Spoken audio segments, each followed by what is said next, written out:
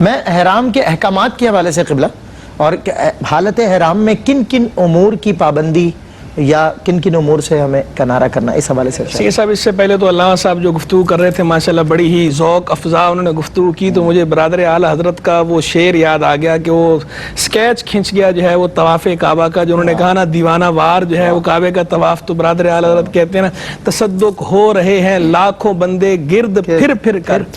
طواف خانہ کعبہ عجب دلچسپ منظر ہے خبر کیا ہے بھکاری کیسی کیسی نعمتیں پائیں یہ اونچا گھر ہے اس کی بھیک اندازے سے باہر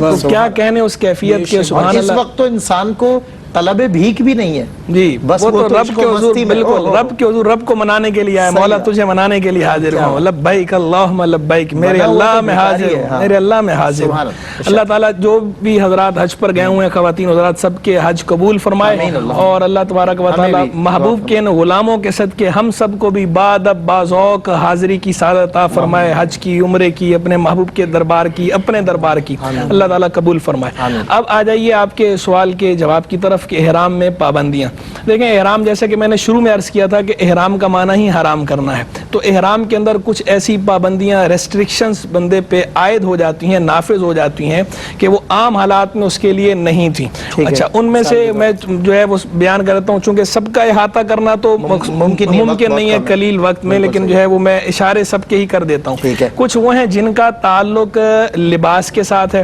یعنی جیسے اب مرد ہے تو مرد کے لیے سلا ہوا لباس پہننا منع ہے مرد سلا ہوا لباس استعمال نہیں کر سکتا امامہ ٹوپی استعمال نہیں کر سکتا ہاتھوں میں دستانے استعمال نہیں کر سکتا سلا ہوا لباس مرد استعمال نہیں کر سکتا خاتون کے لیے جو ہے وہ سلا ہوا لباس پہننے کی اجازت ہے سر ڈھانپنے کی بھی اسے اجازت ہے ڈھانپے گی لیکن چہرہ جو ہے وہ خاتون بھی چہرہ نہیں ڈھانپ سکتی باقی یہ الگ بات ہے کہ ایسی کیپس آتی ہیں کہ اس کے آگے جو ہے وہ اس طرح حجاب سا ہوتا ہے تو وہ اگر چہرے کو نہ لگے پراپر پکڑا ہوا ہو تو اس طرح کور کرنے کی اجازت ہے لیکن چہرے کو ٹچ کرنے کی کپڑا عورت کو بھی اجازت نہیں ہے اس مقام چہرہ کھلا رہے گا چہرہ کا یعنی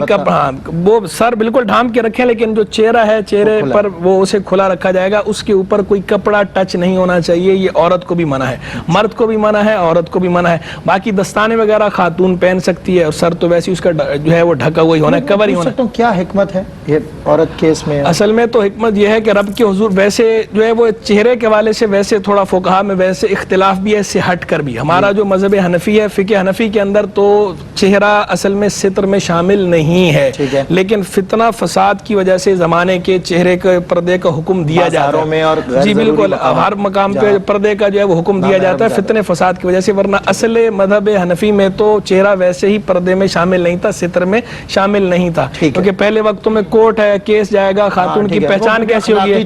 جی بہت سارے معاملات تھے پہلے تو بہرحال یہاں تو حکم یہ ہے کہ وہ اپنی اصل کے مطابق جو ہے جو حکام ہے جس طرح نماز کے اندر ہے کہ خاتون نماز میں چہرہ نہیں ڈھانپے گی تو حج بھی عبادت ہے عبادت میں چہرہ نہیں ڈھانپے گی خاتون جو اچھا یہ تو وہ چیزیں ہوں گی جن کا تعلق لباس اسی طرح لباس کے اندر جوتا بھی چونکہ لباس کا حصہ شمار ہوتا ہے تو ایسا جوتا استعمال کرنا کہ جس سے پاؤں کا جو وسط ہے وسط قدم جو ہے وہ چھپ جائے مرد کے لیے اس کی اجازت ہے جی اوپر کی ہڈی جو ہے مرد کو اسے بھی چھپانے کی اجازت نہیں اسی لیے عام طور پہ کینچی چپل جو ہے پہنے جاتے ہیں تاکہ اس قدر اجازت ہے جیسے جی یہ تو ہاں لیکن جو ہے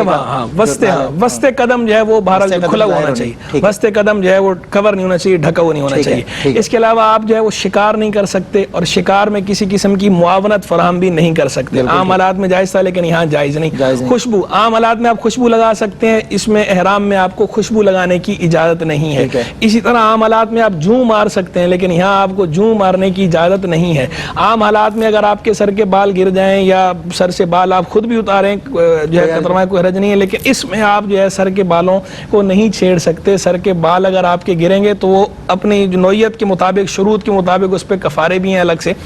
اسی طرح جو ہے زینت کے ساتھ کچھ زینتیں ایسی ہیں جو عام حالات میں جائز ہیں اس میں منع ہے مثلا جو ہے زیتون کا تیل لگانا تل کا تیل لگانا خوشبو والے جو تیل ہیں خوشبو استعمال کرنا منع تھا تو خوشبو والے تیل استعمال کرنا بھی منع ہے تو یہ میں نے جو ہے وہ جنرل بہت ساری چیزیں ذکر کر دی ہیں اشارتاً ان سب کے اندر بہت ساری تفصیلات ہیں ڈیٹیلز ہیں ظاہری بات ہے اس کے لیے کتابوں کا مطالعہ کیا جائے یا باقاعدہ جو اس طرح کے پروگرامز ہیں ان کو باقاعدہ اس طرح سیریز وائز جو ہے وہ دیکھا جائے لیکن جتنی محدود وقت میں بیان ہو سکتے تھے وہ سارے میں نے اس کی طرف جو ہے وہ اشارے کر دیے ہیں بہت خوب